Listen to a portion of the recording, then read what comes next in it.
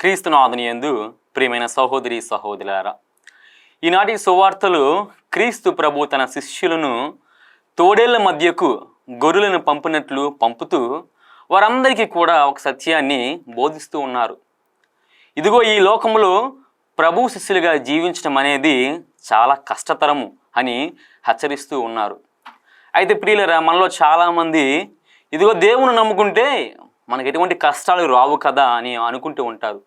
కానీ ప్రభు పలుకుతున్నారు, కష్టాలు అనేవి వస్తాయి. మరి అదే విధముగా వాటిని ఏ విధముగా ఎదుర్కోవాలనేది ప్రభు మనకు నేర్పిస్తూ ఉన్నారు.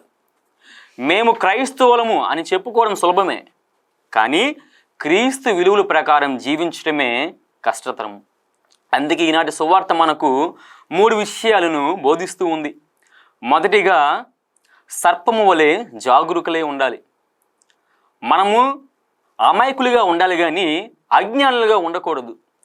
ఏది మంచో ఏది చెడో మనం తెలుసుకొని సరైన సమయంలో తగిన నిర్ణయాన్ని మనము తీసుకోవాలి. మరి అదే విధముగా మన విశ్వాసాన్ని మన వివేకముతో కాపాడుకోవాలి.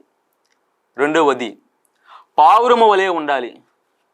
మన హృదయాలు ఎల్లప్పుడూ కూడా పరిశుద్ధముగా ఉండాలి. ప్రేమ, ఓర్పు, సహనం అనే గుణాలు మనలో ఉండాలి. అంతేగాని ద్వేషము, కోపము, పగ అనే గుణాలు మనలో ఉండకూడదు. మరి అదే విధముగా మనల్ని ఎవరైతే బాధిస్తూ ఉన్నారో వారి కోసం మనము ప్రార్థించగలగాలి. చెడును చెడుతో కాకుండా మంచితో స్పందించాలి. అప్పుడే మనము క్రైస్తవులుగా పిలువబడతాము. మరి చివరగా మూడవది, చివరి వరకు సహించి నిలబడాలి.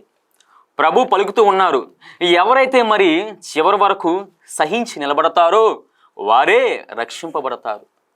ప్రియులారా, ఈ క్రైస్తవ జీవితము ఓ దీర్ఘ ప్రయాణం.